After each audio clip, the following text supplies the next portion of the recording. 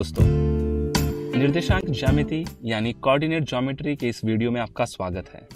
इस सत्र की शुरुआत एक कहानी से करते हैं। एक मैदान में कई पौधे लगे हुए थे, जिनमें से केवल एक पौधा ऐसा था जिसमें सफेद रंग के गुलाब उगते थे। राहुल की मां ने राहुल से उसी पौधे को लाने को कहा। उन्होंने कहा कि मैदान की उत्तर पूर्व दिशा की ओर की क्यारी में वह पौधा है। लेकिन जब राहुल मैदान में गया तब वहां किसी भी पौधे में फूल नहीं आए थे, जिसे देखकर राहुल सफेद रंग वाला पौधा पहचान सके। तो बताइए, क्या राहुल को दी गई जानकारी के आधार पर पौधा मिला होगा? दोस्तों, दी गई जानकारी पर्याप्त नहीं है। इससे केवल यह पता चलेगा कि पौधा उस मैदान में किस ओर स्थित है, लेकिन उसका सटीक स्थान नहीं पता चलेगा। यहीं पर अगर उसे यह जानकारी मिलती कि वह पौधा दूसरी पंक्ति में बाईं ओर से 7वें स्तंभ वाला है, तो राहुल के लिए वह पौधा ढूंढना कितना आसान होता। दोस्तों, इस परिस्थिति को अगर हम इस प्रकार कहें कि किसी बिंदु की स्थिति एक तल में पता करने के लिए हमें दो जानकारियों या कह लें दो निर्देशों का होना आवश्यक है। इसी सरल विचारधारा को गणित में बड़े पैमाने में प्रयोग किया जा रहा है, जिसे निर्देशांक ज्यामिति यानी कोऑर्डिनेट ज्योमेट्री से पहचाना जाता है। निर्देशांक ज्यामिति की व्युत्पत्ति फ्रांस के एक बड़े गणितज्ञ रेने देकार्ते ने की थी, इसलिए इसे कार्तीय पद्धति यानी कार्टेशियन सिस्टम भी कहा जाता है। इस सत्र में हम कार्तीय पद्धति यानी कार्टेशियन सिस्टम के बारे में विस्तार से चर्चा करेंगे। जैसा कि हमने देखा, एक तल पर किसी बिंदु की स्थिति को समझने के लिए दो निर्देशों की जरूरत होती है। कार्तीय पद्धति में दो संख्या रेखाएं एक दूसरे पर लंब होती हैं। क्षैतिज रेखा को x अक्ष कहा जाता है, उसे x डैश नाम दिया गया है। उसी प्रकार ऊर्ध्वाधर रेखा को y अक्ष कहते हैं और y डैश नाम से जाना जाता है। x अक्ष को भुज यानी एब्सिसा भी कहते हैं और y अक्ष को कोटि यानी ऑर्डिनेट कहते हैं।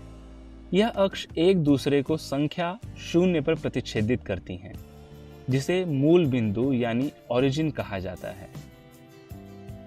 0 के दाहिनी ओर के x अक्ष को धनात्मक x अक्ष कहते हैं और बाईं ओर के अक्ष को ऋणात्मक x अक्ष।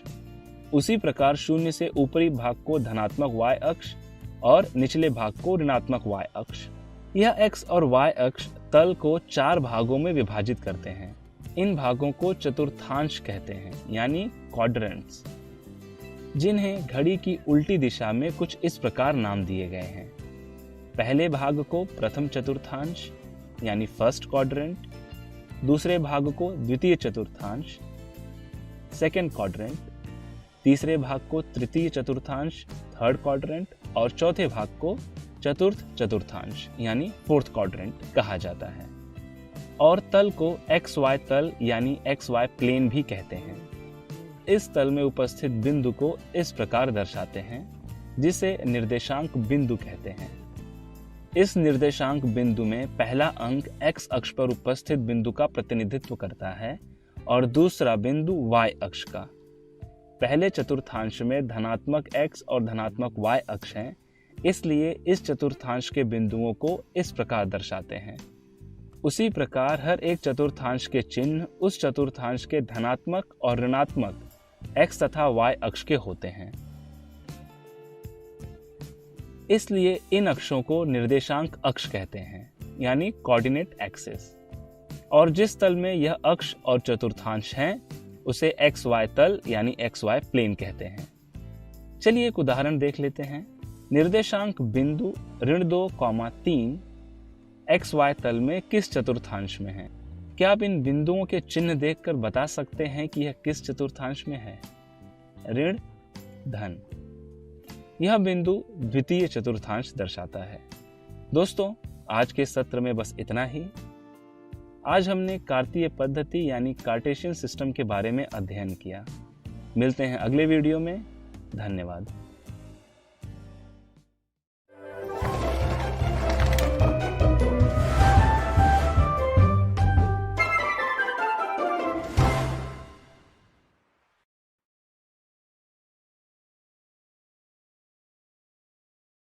हेलो दोस्तों, निर्देशांक ज्यामिति यानी कोऑर्डिनेट ज्योमेट्री के इस वीडियो में आपका स्वागत है।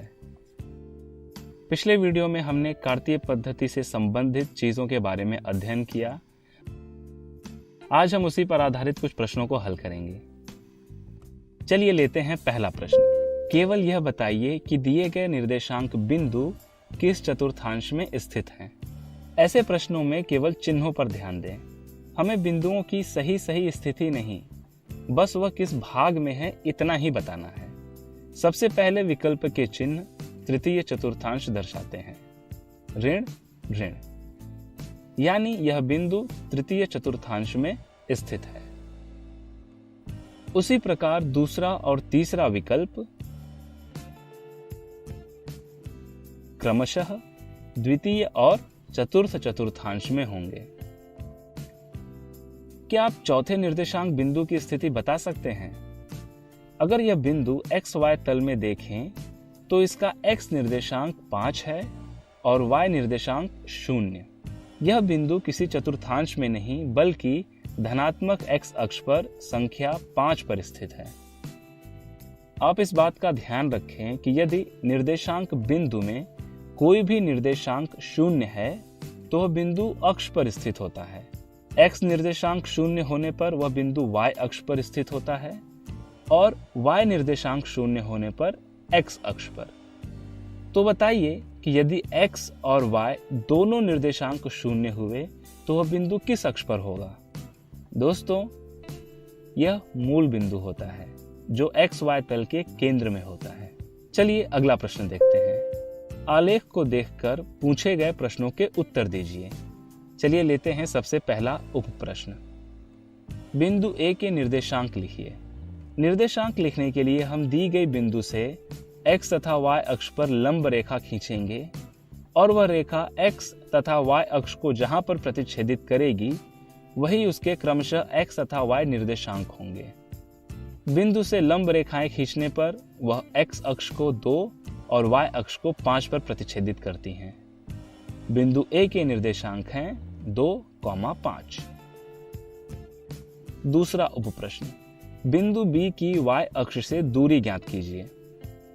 जैसा हमने पहले उप प्रश्न में निर्देशांक प्राप्त किए वैसे ही दूसरे उप प्रश्न के लिए भी हम निर्देशांक निकाल लेंगे और वह होगा 3,0। आप देख सकते हैं कि मूल बिंदु से यह बिंदु 3 इकाई दूर स्थित है, यानी इसकी Y अक्ष से दूरी 3 इकाई होगी। अब तीसरा उप प्रश्न। बिंदु P की X अक्ष से दूरी ज्ञात कीजिए। इसे भी हम उसी प्रकार आलेखित करेंगे और देख सकते हैं कि यह X अक्ष से 4 इकाई दूर स्थित है। अब लेते हैं चौथा उप प्रश्न। बिंदु Q का Y निर्देशांक या कोटि यानी ऑर्डिनेट बताइए। यह काफी आसान प्रश्न है। हमें Y निर्देशांक ज्ञात करना है तो हम इस बिंदु से एक X अक्ष के समांतर रेखा खींचेंगे जो Y अक्ष को ऋण 5 पर प्रतिच्छेदित करेगी। तो बिंदु Q का Y निर्देशांक ऋण 5 है। चलिए अब लेते हैं इस सत्र का आखिरी प्रश्न। बिंदु R की X तथा Y अक्ष से दूरी ज्ञात कीजिए। इस प्रश्न को आप स्वयं ही हल करें और उत्तर ज्ञात करें। तो दोस्तों, इस वीडियो में बस इतना ही। इस वीडियो में हमने कार्तीय पद्धति से संबंधित प्रश्नों को हल किया। अब मिलते हैं अगले वीडियो में कुछ और दिलचस्प प्रश्नों के साथ। धन्यवाद।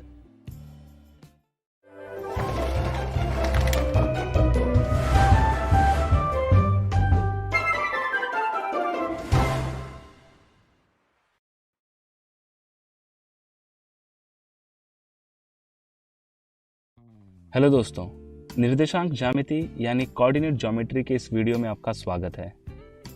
इस सत्र में हम कार्तीय पद्धति यानी कार्टेशियन सिस्टम से जुड़े कुछ तथ्यों पर चर्चा करेंगे। तो चलिए यह प्रश्न देखते हैं। Y अक्ष से बिंदु ऋण 3,2 की दूरी बताइए। दोस्तों, हम देख चुके हैं कि किसी भी बिंदु से Y अक्ष की दूरी उस बिंदु के X निर्देशांक पर निर्भर करती है। यहाँ X निर्देशांक है ऋण 3, तो क्या Y अक्ष से इसकी दूरी ऋण 3 होगी? दोस्तों, दूरी कभी ऋणात्मक नहीं हो सकती। इसलिए हम ऋण चिन्ह को ध्यान में न रखते हुए कहेंगे कि y अक्ष से इसकी दूरी 3 इकाई होगी। दोस्तों, दिए गए बिंदुओं में से कौन सा बिंदु P का निर्देशांक बिंदु है? बिंदु P तृतीय चतुर्थांश में है, यानी पहला विकल्प सही उत्तर नहीं होगा। अब बचे बाकी के 2 विकल्प। यह दोनों विकल्प तृतीय चतुर्थांश के निर्देशांक बिंदु हैं। अगर P से x और y अक्ष पर लंब खींची जाए तो वह y अक्ष को ऋण 3 और x अक्ष को ऋण 2 पर प्रतिच्छेदित करती है, और इन दोनों विकल्पों में यह दोनों संख्याएं हैं। लेकिन दोस्तों, हम निर्देशांक लिखते समय सबसे पहले x निर्देशांक लिखते हैं और फिर y निर्देशांक, यानी विकल्प C ऋण 2,3 सही विकल्प है। तो दोस्तों, आज के सत्र में बस इतना ही। आज हमने कार्तीय पद्धति से जुड़े कुछ तथ्यों पर चर्चा की। मिलते हैं अगले वीडियो में। धन्यवाद।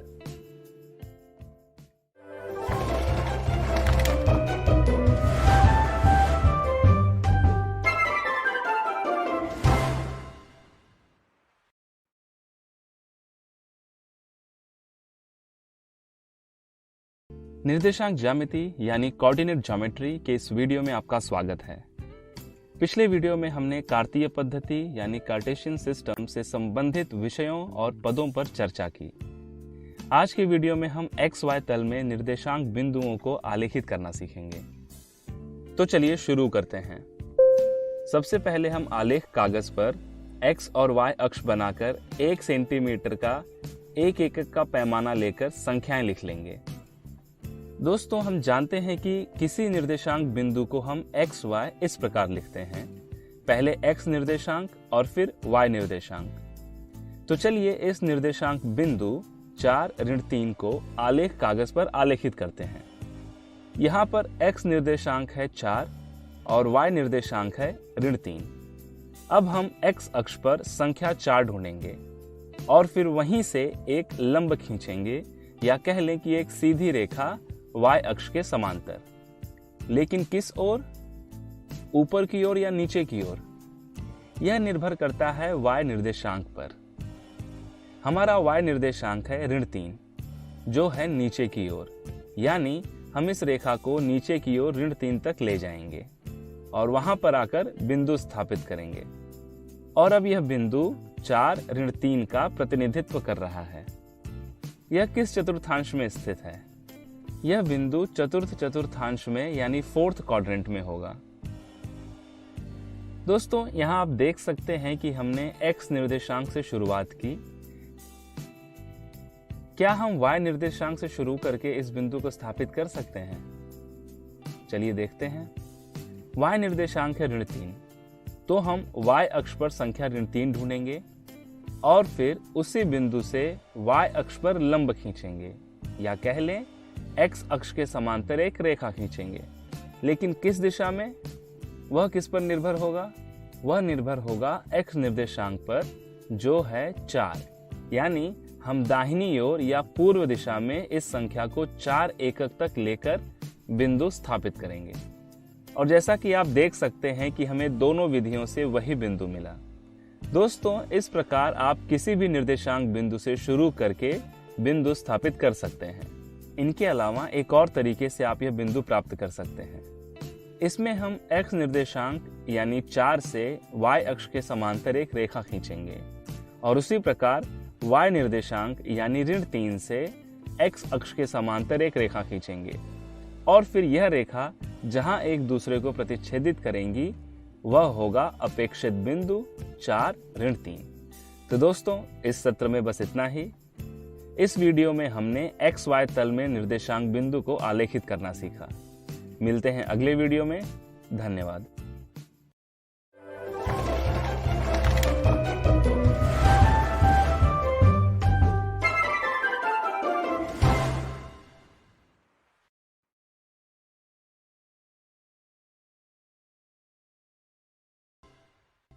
हेलो दोस्तों, निर्देशांक ज्यामिति यानी कोऑर्डिनेट ज्योमेट्री के इस वीडियो में आपका स्वागत है। पिछले वीडियो में हमने XY तल में निर्देशांक बिंदु को आलेखित करना सीखा। आज हम उसी से संबंधित कुछ प्रश्नों को हल करेंगे।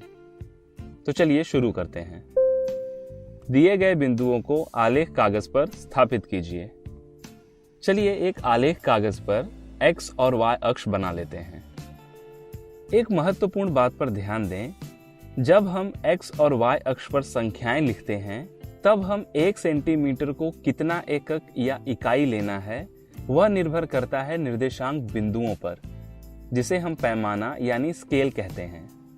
और किसी भी निर्देशांक बिंदु को तल पर आलेखित करने से पहले हमें पैमाना तय कर लेना चाहिए। जैसे कि यह संख्याएं 0 से 10 के बीच में हैं, तो हम 1 सेंटीमीटर बराबर 1 एकक या इकाई लेंगे। अगर यही बिंदु इस प्रकार होते 0 से 100 के बीच में, तो हम 1 सेंटीमीटर बराबर 10 एकक लेते। और बिंदु इस प्रकार होने पर 1 सेंटीमीटर बराबर 100 एकक। क्या आप बता सकते हैं कि यही बिंदु या संख्याएं दशमलव में होते तो हम क्या करते? तब हम 1 सेंटीमीटर बराबर 0.1 एकक, हम यहाँ 1 सेंटीमीटर बराबर 1 एकक लेकर संख्याएं लिख लेंगे।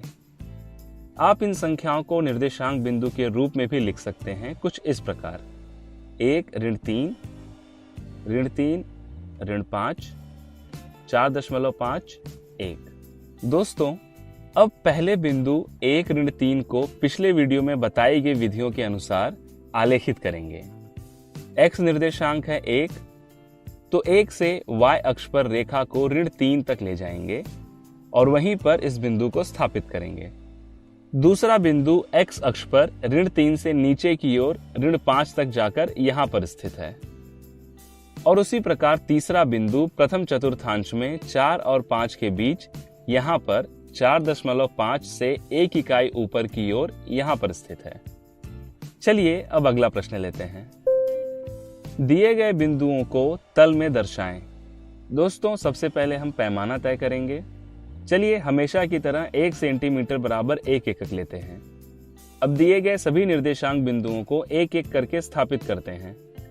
सबसे पहला बिंदु 0.1 ऋण 0.5 यहाँ स्थित होगा। दूसरा बिंदु ऋण 0.3, 0.6 कुछ इस प्रकार यहाँ होगा। और आखिरी बिंदु ऋण 0.2, ऋण 0.4 यहाँ पर।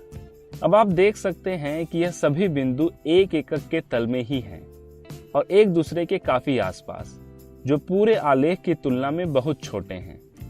दोस्तों, इसीलिए कहा जाता है कि आलेख में पैमाने का काफी महत्व है। यहाँ पर सभी निर्देशांक बिंदु 1 या उससे छोटे हैं, तो यहाँ पर हम पैमाना 1 सेंटीमीटर बराबर 0.1 एकक लेकर बिंदुओं को स्थापित करेंगे।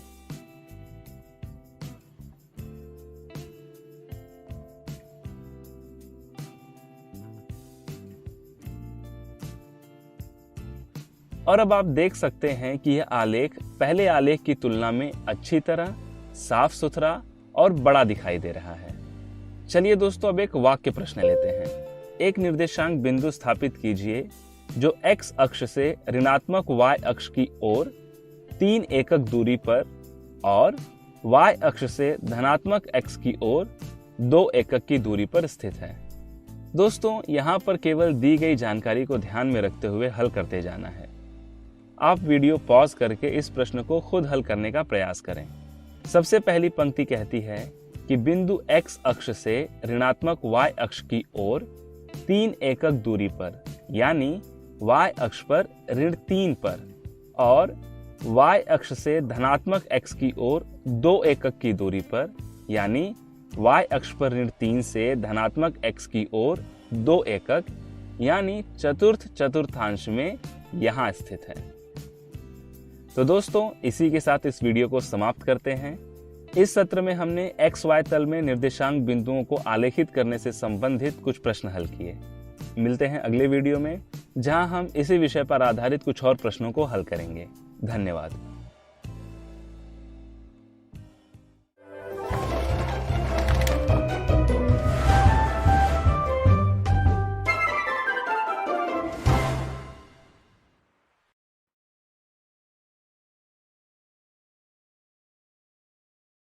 हेलो दोस्तों, चतुर्भुज यानी क्वाड्रिलैटरल्स के इस वीडियो में आपका स्वागत है।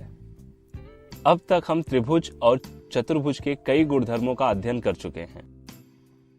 आज हम त्रिभुज के एक अन्य गुणधर्म मध्य बिंदु प्रमेय यानी मिड पॉइंट थ्योरम का अध्ययन करेंगे। दोस्तों, एक त्रिभुज PQR बनाइए जिसकी भुजाएं PQ, PR और QR की लंबाइयां क्रमशः 5 सेंटीमीटर, 6 सेंटीमीटर और 7 सेंटीमीटर है। अब भुजा PQ का मध्य बिंदु M और भुजा QR का मध्य बिंदु N मान लीजिए, यानी PM QM के बराबर है और QN RN के बराबर है, और बिंदु M और N को मिलाकर एक रेखाखंड MN बनाइए। क्या अब आप रेखाखंड MN और भुजा PR के बीच कोई संबंध बता सकते हैं? चलिए देखते हैं। स्केल की सहायता से रेखाखंड MN की लंबाई ज्ञात कीजिए। दोस्तों, आप देख सकते हैं कि रेखा MN की लंबाई 3 सेंटीमीटर है, जो भुजा PR की लंबाई की आधी है, यानी हम इसे इस प्रकार लिख सकते हैं। क्या आकृति को देखकर आप कोई और संबंध बता सकते हैं? देखने से यह दोनों रेखाएं समांतर प्रतीत हो रही हैं।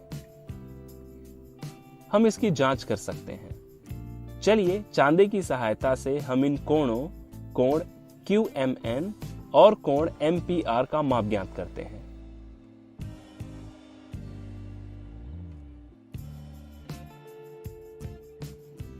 इन दोनों कोणों का माप बराबर है। यहां हमने कोण QMN और कोण MPR के माप ही क्यों ज्ञात किए? उत्तर सोचने के लिए आप वीडियो को पॉज भी कर सकते हैं। दोस्तों, हम जानते हैं कि यह दोनों कोण रेखाखंड MN और PR को तिर्यक रेखा PQ द्वारा प्रतिच्छेद करने से बने संगत कोण हैं। यदि यहां हम संगत कोण अपग्रहित के विलोम का उपयोग करें तो कह सकते हैं कि रेखाखंड MN और भुजा PR समांतर है। दोस्तों, कुछ अन्य त्रिभुज लेकर आप इस क्रियाकलाप को दोहरा सकते हैं। अब आप इस निष्कर्ष पर पहुंचेंगे कि किसी त्रिभुज की किन्हीं दो भुजाओं के मध्य बिंदुओं को मिलाने वाला रेखाखंड तीसरी भुजा के समांतर होता है। इसे ही हम मध्य बिंदु प्रमेय कहते हैं। हम गणितीय रूप से भी इसे सिद्ध कर सकते हैं। चलिए देखते हैं कैसे। अब हम कथन की सहायता से एक आकृति बनाते हैं। त्रिभुज ABC में भुजा AB और भुजा AC का मध्य बिंदु क्रमशः P और Q है। यह हमें दिया गया है और हमें सिद्ध करना है कि रेखाखंड PQ भुजा BC के समांतर है। चलिए हम इसकी उपपत्ति देखते हैं। यहाँ हम एक रचना करते हैं। PQ को बिंदु R तक इस प्रकार आगे बढ़ाते हैं कि PQ और QR बराबर हो। इस प्रकार हम R और C को मिलाते हैं। यहाँ हमें दो त्रिभुज मिले, त्रिभुज AQP और त्रिभुज CQR। इसमें भुजा PQ बराबर है भुजा QR के, और हमें दिया गया है कि बिंदु Q भुजा AC का मध्य बिंदु है। इसलिए भुजा AQ और CQ बराबर होगी। कोण AQP और कोण CQR बराबर होंगे क्योंकि यह शीर्षाभिमुख कोण यानी वर्टिकली ऑपोजिट एंगल्स हैं। समीकरण 1, 2 और 3 को देखकर हम कह सकते हैं कि यह दोनों त्रिभुज SAS सर्वांगसमता नियम के अनुसार सर्वांगसम है। और हम जानते हैं कि सर्वांगसम त्रिभुजों के संगत भाग बराबर होते हैं। इसलिए कोण PAQ और कोण RCQ बराबर होंगे और यह दोनों भुजाएं भी बराबर होंगी। दोस्तों, यह दोनों कोण एकांतर कोण यानी ऑल्टरनेट एंगल्स हैं, जो भुजा BA और भुजा CR को तिर्यक रेखा AC द्वारा प्रतिच्छेद करने से बने हैं। और हम जानते हैं कि यदि दो रेखाओं को एक तिर्यक रेखा इस प्रकार प्रतिच्छेद करे कि एकांतर अंतः कोणों का एक युग्म बराबर हो तो वह रेखाएं समांतर होती हैं। इसलिए भुजा BA समांतर होगी भुजा CR के। जैसा कि हम आकृति में देख सकते हैं, बिंदु B, P और A एक रेखीय यानी लीनियर है, या कह लें एक ही रेखा में है। इसलिए हम कह सकते हैं कि भुजा PB भी भुजा CR के समांतर होगी। और हमें दिया है कि भुजा AP बराबर है भुजा PB के और AP CR के भी बराबर है। इसलिए भुजा PB और CR भी बराबर होंगी। दोस्तों, चतुर्भुज PBCR को देखिए। इसमें सम्मुख भुजा का एक युग्म समांतर है और बराबर भी है। और हम सीख चुके हैं कि किसी चतुर्भुज की सम्मुख भुजाओं का एक युग्म समांतर और बराबर हो तो वह समांतर चतुर्भुज होता है। इसलिए इस प्रमेय का उपयोग करते हुए हम कह सकते हैं कि यह एक समांतर चतुर्भुज है। इसलिए भुजा PR और भुजा BC समांतर और बराबर होंगी। यहाँ बिंदु P, Q और R एक रेखीय यानी एक ही रेखा में है, इसलिए रेखाखंड PQ और भुजा BC भी समांतर होंगी। इस प्रकार हमने मध्य बिंदु प्रमेय यानी मिड पॉइंट थ्योरम सिद्ध किया। दोस्तों, रचना से PQ और QR बराबर है, इसलिए हम इसे इस प्रकार लिख सकते हैं। और समीकरण 6 से PR और BC भी बराबर है। यहाँ PR के स्थान पर हम BC लिखें तो हमें PQ भुजा BC की आधी मिली। दोस्तों, यहाँ ध्यान देने वाली बात यह है कि दो भुजाओं के मध्य बिंदुओं को मिलाने से बने इस रेखाखंड की लंबाई हमेशा तीसरी भुजा की लंबाई की आधी होती है। क्या इस प्रमेय का विलोम भी सत्य होगा? क्या किसी त्रिभुज की एक भुजा के मध्य बिंदु से दूसरी भुजा के समांतर खींची गई रेखा तीसरी भुजा को समद्विभाजित करती है? दोस्तों, इसके लिए आप एक क्रियाकलाप कर सकते हैं। त्रिभुज XYZ में भुजा YZ 8 सेंटीमीटर है, भुजा XZ 6 सेंटीमीटर है और भुजा XY 5 सेंटीमीटर है। बिंदु T भुजा YZ का मध्य बिंदु है। रेखाखंड TS XY के समांतर है, तो क्या इसमें बिंदु S भुजा XZ का मध्य बिंदु होगा? स्केल की सहायता से आप स्वयं ही ज्ञात कीजिए और आप देखेंगे कि बिंदु S भुजा XZ का मध्य बिंदु है और यहां भी रेखाखंड TS की लंबाई भुजा XY की आधी है। आप और भी त्रिभुजों के लिए यह क्रियाकलाप दोहरा सकते हैं। अब आप इस निष्कर्ष पर पहुंचेंगे कि प्रमेय का विलोम भी सत्य है, यानी किसी त्रिभुज की एक भुजा के मध्य बिंदु से दूसरी भुजा के समांतर खींची गई रेखा तीसरी भुजा को समद्विभाजित करती है। इसे आप दोस्तों और शिक्षक की सहायता से सिद्ध करने का प्रयास करें। दोस्तों, आज के सत्र में बस इतना ही। आज हमने मध्य बिंदु प्रमेय यानी मिड पॉइंट थ्योरम पर चर्चा की और उसे सिद्ध किया। मिलते हैं अगले वीडियो में इसी पर आधारित कुछ प्रश्नों के साथ। धन्यवाद।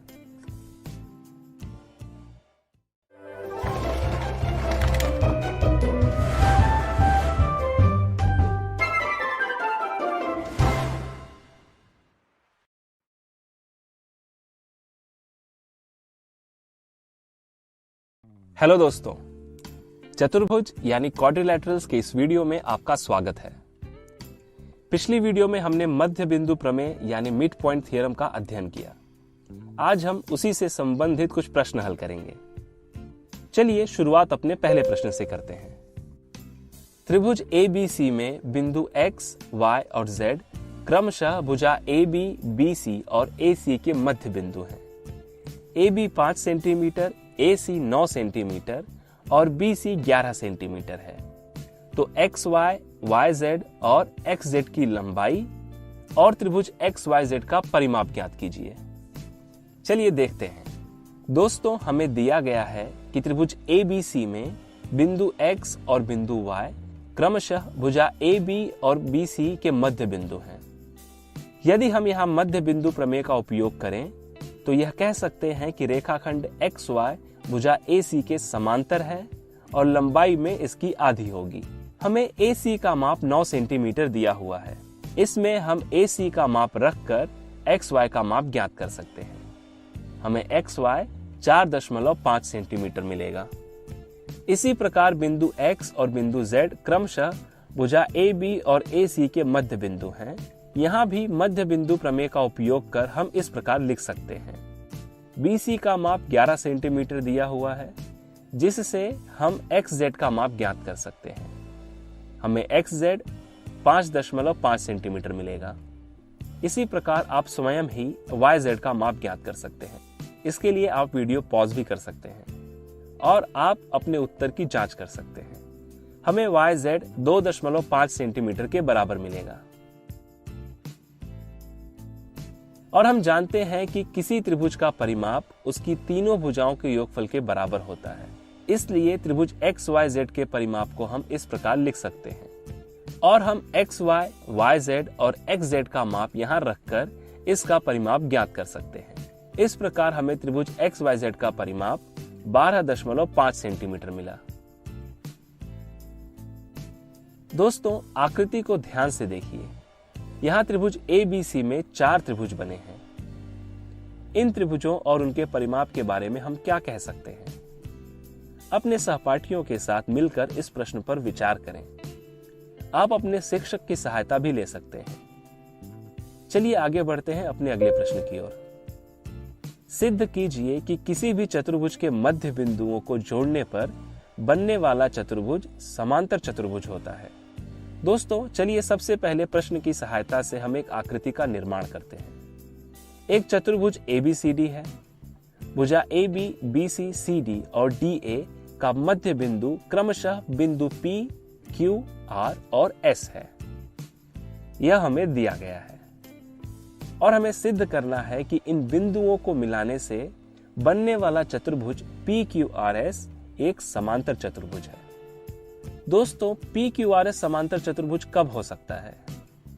जब उसकी सम्मुख भुजाओं का एक युग्म बराबर और समांतर हो।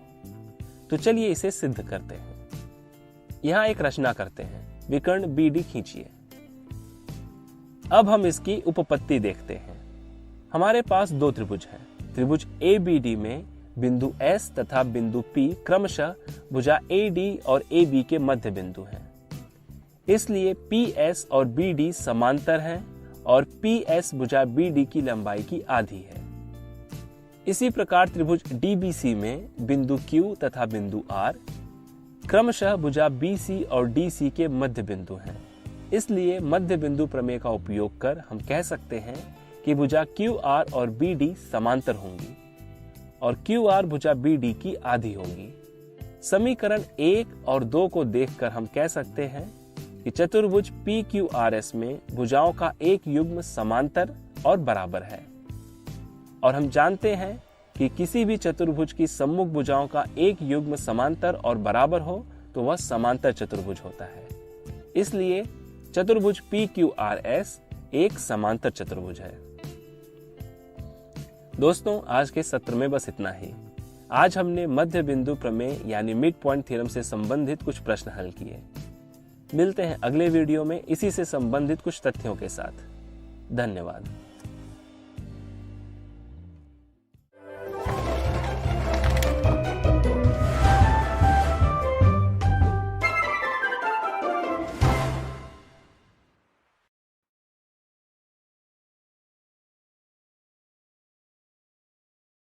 हेलो दोस्तों, चतुर्भुज यानी क्वाड्रिलैटरल्स के इस वीडियो में आपका स्वागत है।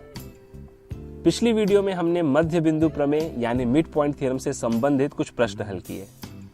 आज हम उसी से संबंधित कुछ तथ्यों पर चर्चा करेंगे। दोस्तों, आपको याद होगा हमने पिछले वीडियो में सिद्ध किया था कि किसी भी चतुर्भुज के मध्य बिंदुओं को मिलाने पर बनने वाला चतुर्भुज समांतर चतुर्भुज होता है। तो क्या समलंब चतुर्भुज, वर्ग, आयत, समचतुर्भुज, इन सभी चतुर्भुजों के मध्य बिंदुओं को मिलाने पर बनने वाला चतुर्भुज भी समांतर चतुर्भुज होगा? चलिए हम इसकी जांच कर लेते हैं। दोस्तों, इस समलंब चतुर्भुज ABCD को देखिए। क्या इसकी भी भुजाओं के मध्य बिंदुओं को मिलाने पर बना यह चतुर्भुज समांतर चतुर्भुज होगा? यदि चतुर्भुज ABCD में विकर्ण AC बनाएं तो हमें 2 त्रिभुज मिलेंगे, त्रिभुज ABC और त्रिभुज ADC। दोस्तों, त्रिभुज ABC में बिंदु R और बिंदु S क्रमशः भुजा AB और भुजा BC के मध्य बिंदु हैं। यदि हम इसमें मध्य बिंदु प्रमेय का उपयोग करें तो रेखाखंड RS भुजा AC के समांतर और लंबाई में AC की आधी होगी। इसी प्रकार हम त्रिभुज ADC में भी मध्य बिंदु प्रमेय का उपयोग कर यह कह सकते हैं कि TQ भी भुजा AC के समांतर और लंबाई में AC की आधी है। दोस्तों, समीकरण 1 और 2 को देखिए। अब हम कह सकते हैं कि RS TQ के समांतर और बराबर है। और हम जानते हैं कि किसी भी चतुर्भुज की सम्मुख भुजा का एक युग्म समांतर और बराबर हो तो वह समांतर चतुर्भुज होता है। इसलिए RSQT एक समांतर चतुर्भुज है। दोस्तों, दूसरा चतुर्भुज DEFG एक वर्ग है। क्या इसके भी मध्य बिंदुओं को मिलाने पर बना चतुर्भुज LMNO एक समांतर चतुर्भुज होगा? जी हाँ, इसमें भी हम विकर्ण DF बनाकर दो त्रिभुज DEF और DGF प्राप्त कर सकते हैं। आप विकर्ण GE भी बना सकते हैं और इन दोनों त्रिभुजों में मध्य बिंदु प्रमेय का उपयोग कर हम कह सकते हैं कि LMON के समांतर है और बराबर है। इसलिए चतुर्भुज LMNO एक समांतर चतुर्भुज होगा। दोस्तों, इस चतुर्भुज को ध्यान से देखिए। क्या यह एक वर्ग होगा? वीडियो पॉज कर स्केल और चांदे की सहायता से आप इसकी भुजाओं और कोणों का माप ज्ञात कीजिए। आप पाएंगे कि यह भी एक वर्ग है। इसी प्रकार आयत और समचतुर्भुज के लिए आप स्वयं प्रयास करें और अपने सहपाठियों और शिक्षक की सहायता से आप निष्कर्ष पर पहुंचें। चलिए एक और प्रश्न देखते हैं। दी गई आकृति में चतुर्भुज ABCD एक समांतर चतुर्भुज है जिसमें बिंदु E और बिंदु F क्रमशः भुजा BC और DC के मध्य बिंदु हैं और बिंदु G विकर्ण AC का मध्य बिंदु है। दी गई जानकारी के आधार पर बताइए कि कौन से विकल्प सही हैं। दोस्तों, आइए पहले विकल्प की जांच करते हैं। आकृति में त्रिभुज ACB को देखिए। बिंदु E और बिंदु G क्रमशः भुजा BC और AC के मध्य बिंदु हैं। इसलिए मध्य बिंदु प्रमेय के अनुसार GE भुजा AB के समांतर और उसकी लंबाई की आधी होगी। यानी हम इसे इस प्रकार लिख सकते हैं। दोस्तों, आप देख सकते हैं कि हमारा पहला विकल्प सही है। अब हम दूसरा विकल्प देखते हैं। हमें दिया है कि ABCD एक समांतर चतुर्भुज है, इसलिए भुजा AD और BC बराबर होंगी और बिंदु E भुजा BC का मध्य बिंदु है, इसलिए BE बराबर होगी EC के। हम BC को इस प्रकार भी लिख सकते हैं। हम BE के स्थान पर EC रख सकते हैं।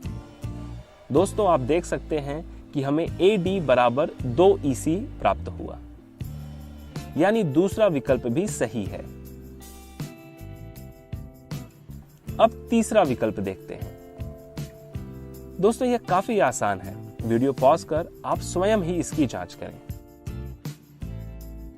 हमें दिया है कि ABCD एक समांतर चतुर्भुज है और समांतर चतुर्भुज की सम्मुख भुजाएं बराबर होती हैं, परंतु यह दोनों आसन्न भुजाएं यानी एडजेसेंट साइड्स हैं।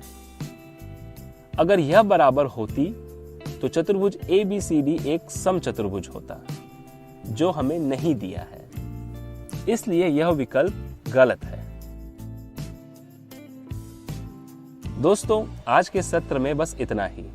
आज हमने मध्य बिंदु प्रमेय यानी मिड पॉइंट थ्योरम से संबंधित तथ्यों पर चर्चा की। मिलते हैं अगले वीडियो में। धन्यवाद।